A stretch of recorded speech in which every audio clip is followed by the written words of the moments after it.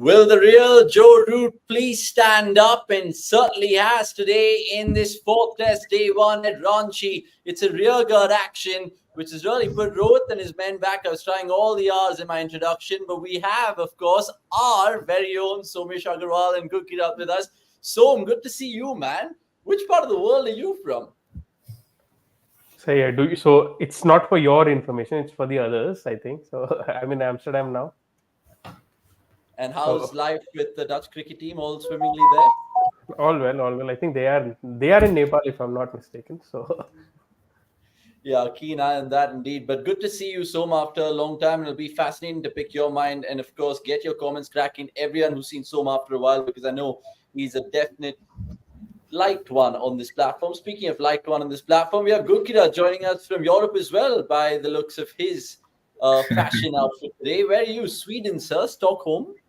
No, I'm in Delhi, and yeah, I'm wearing jacket just for the sake of it. It's not any cold here now, but yeah, I've not put all of my winter stuff back in. It's still there, so a wardrobe change is required, but it will happen soon.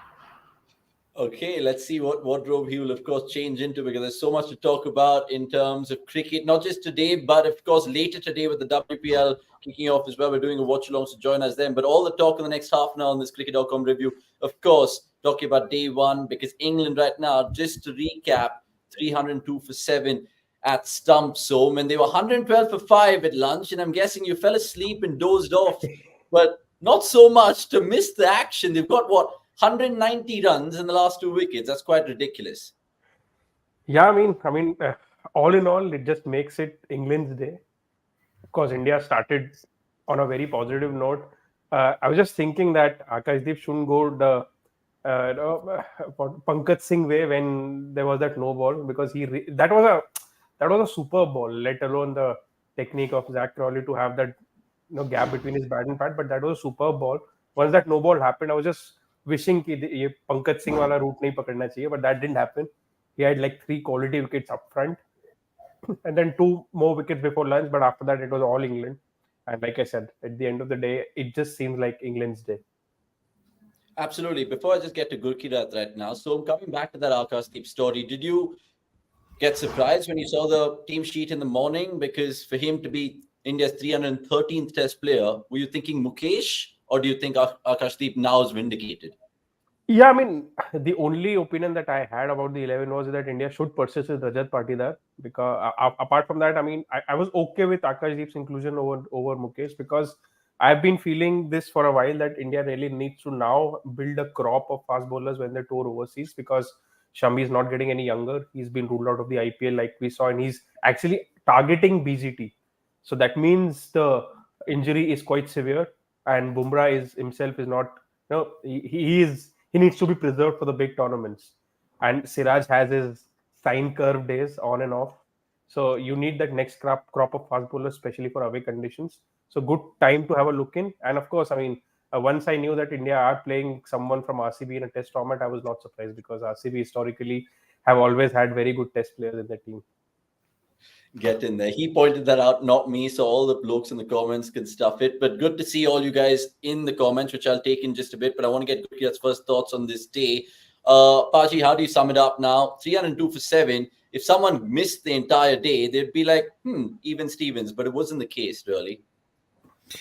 Yeah, I think we also have to talk about the pitch here, because I felt in the first hour the pitch was very much like how it was in Rajkot, where you felt that the pitch had some pace and bounce in it. And I think Akashdeep used that pace and bounce that was there in the pitch to very good, in a very good manner. In fact, when our guys posted on social media as well, the pitch map, the beehive rather, there was hardly any room to play with. And we have talked so much about how Indian pacers should not give Duckett any room, and that is exactly what Akashdeep did. And if you did not have the names there, Siraj versus England right-handers, and Akashdeep versus England right-handers, you'd probably think that the one on the right, which is Siraj's, is probably Akashdeep's. But Akashdeep was so accurate; it just did not even look like that he was a debutant. While with Siraj, you felt that. Uh, I think what happened in the second session was that the pitch eased out. The early moisture took away all the pace that was there, and it made batting a little more easier. And you'll also have to credit both Folks and Root for not trying to do anything funky in that session. That was the first wicketless session for England in the series, if I'm not wrong. So at this point of time, yes, England would be pretty happy because I feel, with the ball, the odd ball staying low, the cracks will open up. So if India can, wrap up England in the next 50 runs, I think both teams would be happy because England would be very happy to reach 350, which I actually feel is the par score on this pitch. Then India would really have to bat well enough to get a lead of 100, because at this point of time, just the way the pitch has played out today with the Stokes dismissal and a couple of others staying very low, you feel that fourth innings chase could be really difficult. Okay, you're saying 350 is par. That's bold, some would say, in certain quarters, Som, because everyone was sharing pictures of that pitch at Ranchi and it looked platy and it looked like it was a tectonic sort of geographical sort of thing. But do you agree with Gurkirat there that England right now sitting 302 for 7 at stumps, if they get anything in excess of 350, 375, India playing catch up in this game, you feel? Yeah, I mean, if they whatever they score, India will have to score at least 150 plus to avoid that fourth innings jitters. So if England end up scoring 350 plus, that means India will have to score 500 plus, which is not going to be easy on this pitch because there is variable bounce, and that is the reason why this was not a pitch where batters could sweep easily. But Joe Root unleashed his inner Joe Root, and he did not, for once in India, had to rely on sweep shots. But it is in some manner an advantage for India because Indian batters do not really sweep. So if they can handle spin by playing it late, then I in the first things at least it should not be a real big issue. But let's see. Yeah, but India definitely need early wickets to wrap things up by around 3:30 tomorrow morning.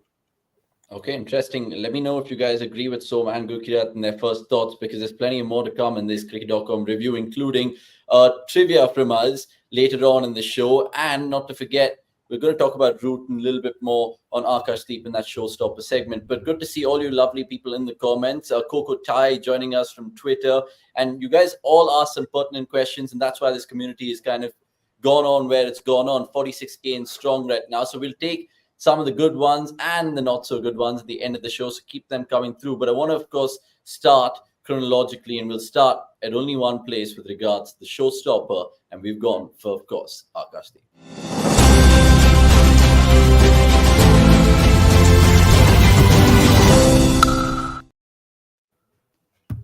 But I'd like to begin by sharing my screen in terms of what has truly been a memorable maiden spell which rocked England's top order, at least. And guys, what did you like about that? I'll start with Som here again, because you were pretty chatty in the WhatsApp group and you liked a lot, not just the fact that he had so many beatings, but he made Zach Crawley look like he's playing, I don't know, the park next door. So I mean, like what Gurkirat said, never for once it felt like that this is his debut. It was almost as if he had the ball on a string and he was landing it precisely where he wanted it to be. He bowled to his strengths, which is a good thing. He was seaming it around. There was no swing. I wanted to say not enough swing, but there was no swing. There was just enough seam movement for him to affect the batters. And given both Zach Crawley and Ben Duckett have a tendency to play away from their body, that worked in uh, Akashdeep's favor. I mean, so this is going back to the older times when India had those consistent A tours, and whenever there was a debutant, it felt like that person already belongs to this level. And watching Akashdeep bowl in that first session actually was a memory of the good old days of like pre-COVID times or just about the near COVID times when India actually prepared players well for them so that when they are handed the test debut, they are already ready.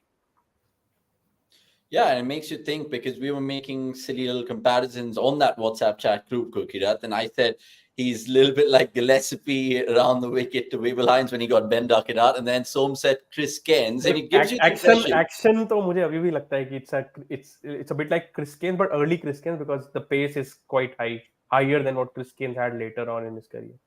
No, and I catch your drift. It just gives you the impression when you're looking at him for the first time, especially from an England perspective, Gurkirat, he hits the bat hard and he kind of rushes the batter, even though he doesn't have the real quick Bumrah pace. So, how do you sum his day up? Yeah, this is something that you'll see with a lot of fast bowlers who are slightly tall and hit a length which is slightly shorter than your good length. That they always appear to be a little faster. It was a case even with McGrath, and that's because the speedometer only measures the speed which is from one stump to another. It doesn't really measure the vertical speed, the vertical speed at which the ball is going to travel. So that will always be the case with bowlers who are taller. And like I said, I was very happy with just the way you felt that he could extract a lot more bounce, and you did not feel that way with Mukesh. And even the English batters were caught by surprise, were surprised on a few occasions. And I thought even Jurel on a couple of occasions was like taken aback. Okay, uh, like this is bouncing a little too much. So the thing with bowlers like these is that when especially the pitch is up and down, which I expect it to be when India come and bowl in the second innings, probably he'll have to change his lens and become a little fuller, because then the same lens that at which which are reaching the batter at the shoulder level, it could then reach at a waist level and he could easily get pulled. So it would be interesting to see how he makes that adjustment when India come on to bowl next. But so far so good. I don't think you can really complain about the way that he bowled today. You know what Gurkirat is saying exactly started happening in his later spells as the ball went softer. And this is the reason, Joe Root was able to neutralize his effect a little bit later on. If I'm not mistaken, Joe Root ended up scoring 30 of 32 balls he faced off Akashdeep. So, yeah. Incredible, honestly, incredible. Great story as well. Akash Depi, of course, comes from Bengal. And I think Deetas Gupta on air was kind of just touching upon that journey, the fact that he got fast tracked, and then when he got that chance, he was absolutely brilliant. And his father apparently wanted him to appear for the exams, but that wasn't, of course, according to plan. But it was good to see his family there as well. And do give this video a like if you really think these stories are coming up in a rapid rate, you would say, because of course we've seen this series with Sarfraz and what that meant for him, Dhruv Jurel and how he's taken his opportunity, and now, of course, Akash as well. I just want to ask you all a little bit of trivia, even though this is not the official cricket.com Googly for the day, because it made you think about Kushal Shah's comment, and I asked Som this as well prior to the show. Let me see if I can stump Gurkirat and the rest of the viewers here. Have you guys ever come across a pair sharing the new ball for India in tests who played for the same IPL team at that point of time? So, in case today, of course, Siraj and Akashdeep, has it happened before? Let me know in the comments, because I know all you guys are smart buggers or bugresses, however you want to see it. Right, let's move on and, of course, talk about not Akashdeep and that top order dismantling, but do you feel at that point in time when Stokes got out good, that was the only Kremlin in the pitch? The fact that it was really low, because even Jadeja couldn't believe his eyes. But so far, this pitch is all right. It's not like, oh my God, it's a Bunsen. Yeah, it's not a Bunsen by any stretch of imagination. I think the cracks made everyone think so, and there are pitches like that in the subcontinent where you see the cracks, but the cracks are hard enough and they don't break easily. And many times what happens is, to cover up those cracks, curators leave out dead grass, and that leaves teams thinking, okay, okay, maybe this pitch will aid some sort of swing and pace bowling, but that also doesn't happen. There was that dismissal, and there were a couple of others late in the day that were staying low. So see, even if it stays low, on the third or the fourth day, you'd have to accept it. Okay, that it's a challenge, because I feel adjusting to ball staying low from the spinners is still an easier challenge than adjusting to ball rising out of awkward lengths. What we saw in Joburg, or what we saw in Gabba when South Africa and Australia were playing. So the odd one is going to stay low, and that's the challenge. Maybe it will force a lot of batters to play on the front foot. That Stokes dismissal, the ball did stay low, but you also have to say that Stoke has a tendency to go on the back foot many times, even to balls that are pitched fuller. Maybe if he would have been forward, he would have probably been able to keep it out. But yes, it did stray low. It Now, adds into that. Go on. Yeah, one thing that I'm a little concerned about is, if you go back to the first game, whenever Hartley bowled it slightly shorter, the ball was actually almost dribbling through the wicket, and that is something that I will be concerned about, because for some reason, maybe it's his height or whatever. If it happens in this test, then things can actually get very tricky for India.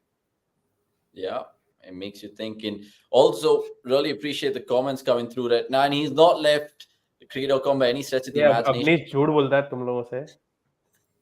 It's not me. It's just the messaging which has gone across all our live shows. But look, Som's with us, and he's going to be with us for this whole shebang in terms of what a cricket year it's going to be.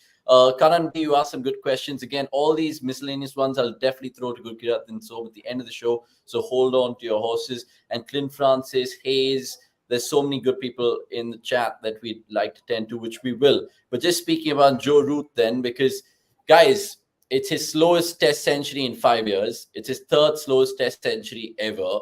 31st test century in his career. Well done. And you normally think of batters in our cricket lives who've been such thorns in the flesh of the Indian teams. You think Ponting straight away, you think Smith, but Joe Root as well has been a serious thorn, boys. I mean, 13 tons across formats against India right now. I think he's only behind Ponting. So how do you just sum up the day with regards to Joe Root? I'll start with Gurkirat here.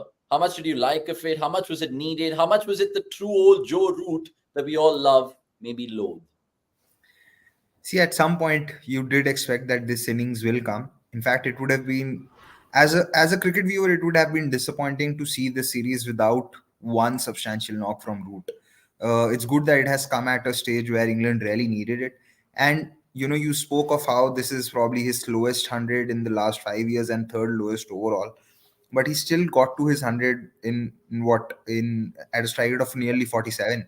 Now, when you associate someone playing so, you'll think, okay, that the strike rate would be probably below 40. So that reinforces the point that many of us have made, that uh, Joe Root's probably the only batter, along with Ben Stokes, who did not really need baseball to succeed as a test match batter, because he's had the technique, he's had a lot of time on his hands to react late to deliveries, play late, and then he's had a great repertoire of shots, whether it's playing off the back foot, square of the offside, or sweeping spinners. And he's one of those English batters who can use their feet very well.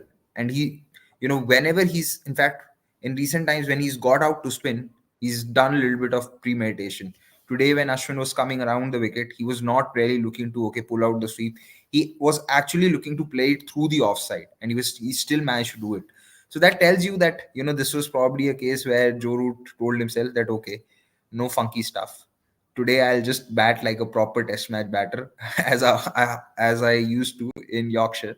And yeah, he's done well. And goes without saying that his wicket will be key tomorrow, because if in the first 15-20 minutes he doesn't get out, then he could really stretch this England score uh, to a situation where India will not be very comfortable, while coming out to bat. Okay, I think Michael Vaughan tweeted earlier today, love to see common sense ball, and that was definitely it from Joe Root. Som, you spoke about the shots that he had, of course, and the sweeps were coming into play. I want you to talk me through this wagon wheel and what you enjoyed of Joe Root today, and what stood out from this knock compared to every other knock in the series. Was it just the mindset, or was it him actually biding his time and being attritional? You said some things about his knock, describing his knock, that it was his slowest and all that. But I think this will also be one of the most satisfying knocks that he's played in recent times, at least in the past, in this baseball period, because just the sheer discipline. Uh, I mean, if I have to compare this knock, it actually takes me right back to the 241 that Sachin scored in Sydney. It was that level of discipline that Root showed. In the last game, in the first innings, he got out to a shot that no one will ever forget. In the second innings, he got out to sweep. Today, he realized, and everyone realized, that this is not a wicket to sweep, and he didn't really sweep. He was just playing ball on its merit. There was no premeditation, and as a result, his strike rate to spin was only 37, and he was not perturbed by it, because he knew that he can cash in later. There is no Bumrah today to worry about, and he did. Like I said, he scored like 30 of 32 balls of Akashdeep. Even though his strike rate was just 37, he was able to play spin at a control percent of nearly 95. That is as chanceless a knock as it can be. So, I mean, all in all, I mean, Root has ensured that this England still remained alive in this series, because after the first session, it seemed like this game could be curtains for this series, but Root has ensured that England are in it, and I'm pretty sure that once Robinson is out and it's the turn of the two tailenders in Shoaib Bashir and James Anderson, you'll see those funky shots come out tomorrow morning. Yeah, there was, of course, a chance though, and Tanmay Agarwal points it out. Also, talk about Joe Wilson's call on Joe Root's LBW. It was bat first, or was it inconclusive at best? Wilson said it was clear bat first, and I know Rohit Sharma held his breath there because we could see his face on the Megatron, and it was giving me impressions that maybe Joe Root has got the benefit of the doubt here, because you could see that thick NB blade of it getting a little bit of the leather, you could say there. But just coming back to Root, Gurkira, could have India done something differently to Joe Root? I know they've introduced Kuldeep late and so on and so forth, but was there any sort of little loopholes you could have targeted Root? Not really sure, because Root looked pretty much in control. One thing you will have to hand it over to the Indian team and the management is that their field placements were such that they came out with a plan that we will not let England have easy boundaries. In the first session itself, India had a third man. It's very rare for fielding teams to have a third man, and you had, even when Stokes came out early, India had a deep mid wicket because they know that he likes to sweep and take on, especially with Jadeja bowling with that with that angle. So I'm not really sure if they could have done much in terms of controlling Root.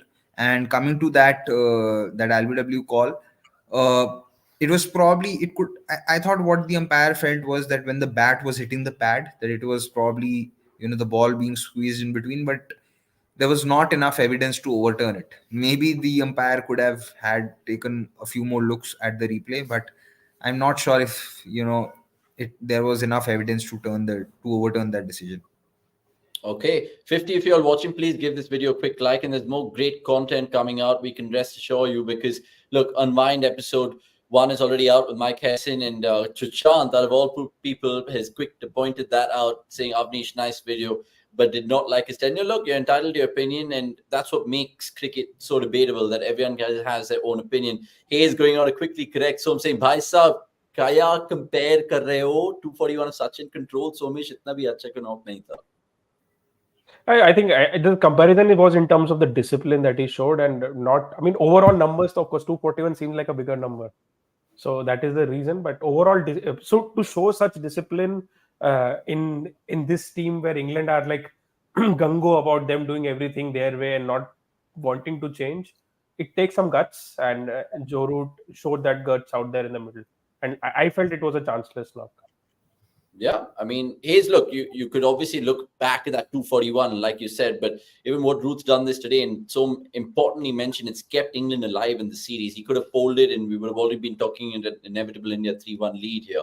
Karan B, Indians don't sweep, and they prepare a pitch that's so conducive to sweep, boss stuff. In fact, I don't know if you guys heard on Geo when Rohit Sharma was saying, this is not a pitch to sweep on, it's fine, Khelni they was go, and then, of course, we saw what happened to Bairstow. So we should catch up sometime in Amsterdam, he said. I really like your viewpoints. Hope we can. Oh my Jesus Christ! Let's just avoid that over there. I didn't really see every comment. DOF. Not often you'd say Avnish. You'd see Avnish saying avoiding stuff like this. Yeah, avoiding stuff very cheekily. Ashwin has been non-existent. We'll talk about him. We'll of course talk about different things that you guys are asking. And also, once again, wrote Underboard Kuldeep. Why? Greg saying some stuff in the comments as well. Fayaz saying umpires did more mistakes, or should I say howlers, than our bowlers today. And Kanan also chipping in with another point of view, saying looks like this pitch suited Akshar's bowling rather than Kuldeep. And Pranav Anand has, of course, a lot to say as always. He goes on to say, boys, first session is going to be key until the cracks open up. So tomorrow should be a good time to bat as well, in my opinion. India should make full use of their first innings. Perfect segue to go into our next segment then on this review of the day 1 to talk about day 2 and what lies ahead in What's Next.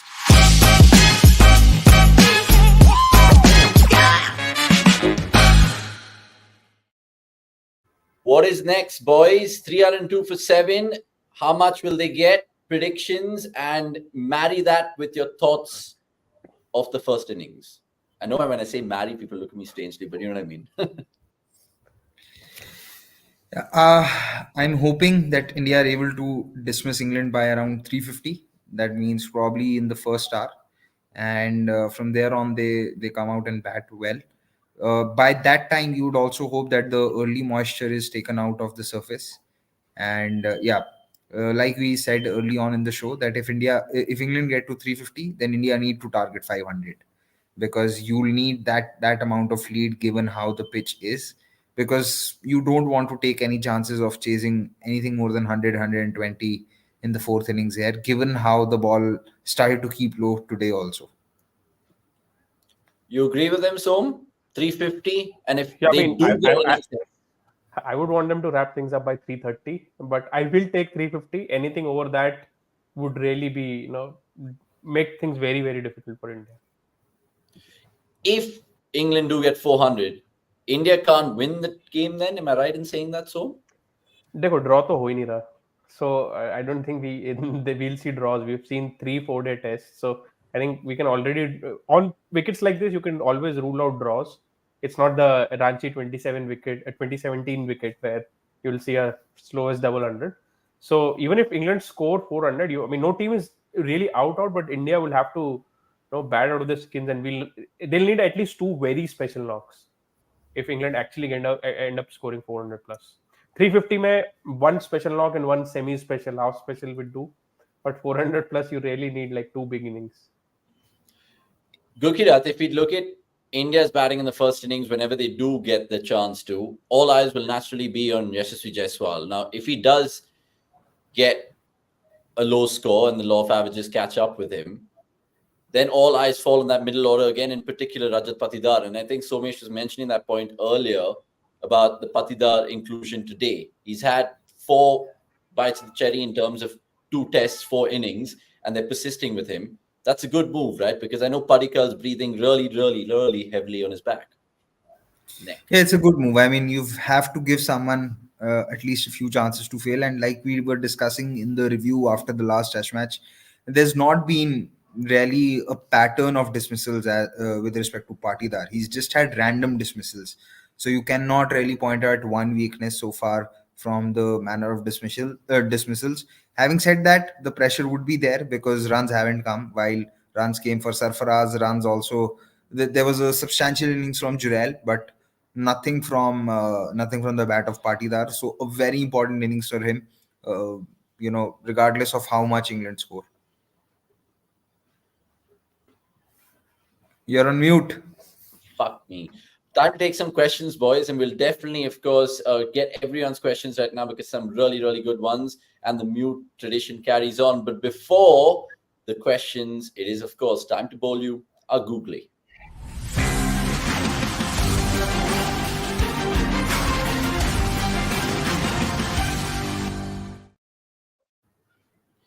Right, let's see what we have today for all you lovely people watching, including Somesh and Gurkirat. Now, Akashdeep picked up a 3-for on his debut today, obviously. But we want to know, can you guess how many Indian pacers have taken a 5-for on their test debut? It's a simple question, and you guys are smart guys, like I've reiterated. So get your comments cracking, not just in the live chat, but of course, once this live is wrapped up, you can tell us on Instagram and Twitter, get interactive with us on our social media platforms, and tell cricket.com about this, about the Akash 3-for and who the other pacers to get a test 5-for on debut, Indian pacer that is. So already many people having their say. Shami, Munaf, Patel saying Greg K. We'll tell you whether you're right or wrong in tomorrow's review. So hang around and of course press the bell icon for all the things.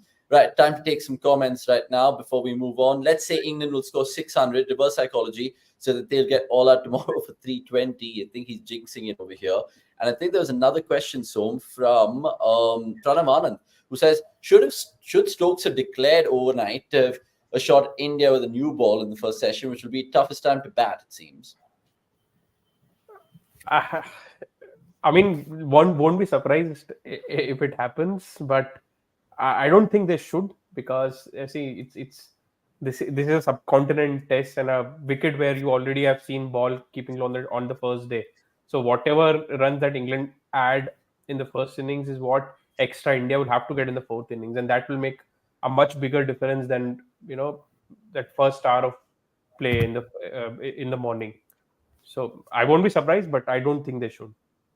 Okay, speaking of the morning, Kokotai has a good one, and Gukil, I'll give this one to you. Also, you want to chip in here? No, just one question. Since the day they lost, I think they lost the test last time they declared. They had this funky declaration in New Zealand. I don't remember since then that they I have think done it's it the again. first Ashes test. First Ashes test. Yeah. Okay. Yeah. So I don't recall them doing it again since. Yeah. They've And in learned that fact, lesson. if I'm not wrong, at that point of time, the rule for the cutoff for over rates to come in, for over rates penalty to come in, was 80 overs, and I think England had declared at the 78 over mark. So even though Australia were behind the over rate, they did not get that penalty because that cutoff did not cross. Hmm. Correct me if I'm wrong, but I think that is also what happened, because after the Ashes series, England were dogged nearly 10-11 points due to over rates, and Australia 4 or 5 of them. Gukil, yeah. So this one was coming your way anyway from Coco, and he says, "Is it a blessing in disguise that India don't have to bat tomorrow morning with moisture assisting England paces?" And remember, Robinson also could be a threat on this platey wicket. Yeah, to some extent, yes. But I think, like you mentioned, Robinson, I think given how the pitch is, and how the ball goes soft, I think both Robinson and Anderson will come into play with their reverse swing, because both of them were very good bowling tightly when the reverse was happening in Pakistan. So I think both of them will also have their mind on that. So of course, I feel England will start with both of them, but if they feel that there's not enough help for both the pacers, I won't be surprised to see them switching to spin fairly early, and then bringing both of them back when the ball's reversing or ball has gone softer, to try and see if there can be any reverse on offer. Okay, one man who ended his bowling figures today, 1 for 83, Ravichandran Ashwin. So he's getting slandered in the comments, and can you please save him out? If you were Ashwin's advocate, what could you do to defend him? Because Dolph saying Ashwin has been non-existent with the ball this series. Hayes going on to say Ashwin is done. Bring in a new chap already. If MSD had the guts to side budgie for Ashwin, so can the current management. And even Narayan saying, where was that comment? Is Ashwin a liability on flat wickets? Where do you stand right now on Ashwin? See, overall, I feel Ashwin has had better days than today, no doubt about that. But I mean, asking to sack probably one of the best spinners that India have ever produced is stretching it too far. And it's not like India have any ready-made replacements for him. Uh, See, overall, if you look at this series, in the 5 innings that Ashwin has bowled, he's gotten the England openers out 5 times, and England openers have, as we've seen, have been the biggest thorn in India's flesh. So he's doing something very important for the team. It's just that he did not have a very good day. Let's be honest, but I feel that he was over bowled today. One of the reasons I felt was that Rohit did not really trust Kuldeep with right-handers, because in the last game or the game before, when Duckett or the lefties were batting, he had Kuldeep bowling a lot more.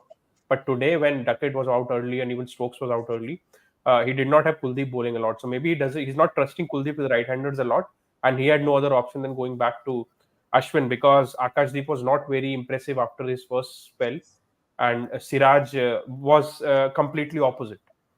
So what I felt was today India did not have complementary bowling like we saw in the last two tests. When Akashdeep was bowling good, the other end was not great. When Siraj was bowling good, the other end was not great. Jadeja kept it tight, but he did not give India a lot of wickets. What Rohit or India could have probably done, in my opinion, is would have given a few overs from Ashwin to Kuldeep, but that didn't happen. But having said that, I mean, it's uh, asking Ashwin to be whatever it. I mean, pointing fingers at him is stretching it too far. Yeah, and I've always been a big fan of Ravichandran Ashwin, and he's got 12 wickets at series, but people, of course, will compare his numbers, and we're so used to Ashwin having the success that he does in India, and sometimes it's strange. It's almost like in that peak Virat Kohli phase of him not delivering and him not getting 100, people are slandering him. But look, I definitely think Ashwin will come back and bounce back, because he's definitely a champion. Quickly, a couple more to just talk about before we wrap up proceedings. Sachin saying, what kind of innings does Rajat Bangalore Patidar need to play to retain his position, or will Rahul be a straight swap come Dharamshala? I think even if Patidar has a good test match, when KL Rahul is ready, he will come back into the 11. That I think will happen. We cannot be sure in whose place does he come back. Having said that, a good 50 would do his confidence a world of good for starters. And if he really gets to that 50 untroubled, then you would expect that as a test match batter or as a first class batter who's had reasonable amount of experience playing the Ranji Trophy, he has that temperament that he can build on it. It's something that we have seen from both Yashasvi and Sarfaraz. Though to say we have seen it from Sarfaraz at the test level would be stretching it because it's just been 2 innings, but we have seen that in first class cricket from Sarfaraz as well, that whenever they've gotten in, they've made sure that they have those big hundreds and they make it count. That is why they were averaging in the 70 80s. So a good 50 is the least that you would want from Patidar, and hopefully from there he can build on. Okay, and a final one, and it, of course, is not a sour note, but a good point made by Kanan. Do umpires, Tom, get influenced with off-field noise, like the umpires called debate after the last game? Today, they were more circumspect, shall we say, with their decision making. I don't think so. I mean, it's not their no decision anyway. So I mean, whatever has to happen will happen at a later point. I don't think it will affect them a lot. They will give decisions on merit. Some umpires are better off in subcontinent where they understand the subcontinent wickets a lot more, as we've seen with Kumar Dharmasena today, or even in the last game. But Joel Wilson has not really had a good series. But that can happen. I mean, some umpires, like players themselves, are better off in certain conditions. So that's fine. Things do even out, like what happened with Zach Crawley as well. But I don't think umpires. I mean, it used to happen when there was uh, on-field call for catching, where the celebrations really affected them giving it out or not out. But apart from that, it's fine. Okay. Finally, Chandra saying, why does the stream buffer a lot? Is it my internet some issue with the streaming? It's perfectly fine, Chandra, in our case. But do tell us if you guys like our content, dislike it. We're, of course, willing to tinker for making it a better place in terms of a cricket platform. And I think one of the guys earlier in the show pointed out as well, because there was another channel where they were absolutely slandering certain sections of society, which is just not on. We're here to, of course, call sport and call cricket as it is. And like Kushal points out, it's awful the amount of undue hate players like Rian and other people get bashed in the other channels. This is truly one of the good discussion platforms for cricket, and we really appreciate those words. It does make our days brighter. Right, Gukirat Somesh, thank you so much for your time in this particular match review on cricket.com. We'll see you guys tomorrow. I think Nix will make a substitution for Som, but nevertheless, you can catch Som on different things, including his Twitter, and catch us later today in terms of the WPL watch along. It'll be the first game of season 2. The most awaited women's cricket tournament kicks off in Bangalore. And speaking of which, I'm going to rush off, do some fan cam. So there's plenty you can catch on cricket.com, on the YouTube channel, on Instagram, where apparently even on Reddit and Telegram. So get involved. What are you waiting for? And like this fucking video, because I just said fuck. Okay, fine. Time for me to fuck off. Cheers. See you guys soon. Bye.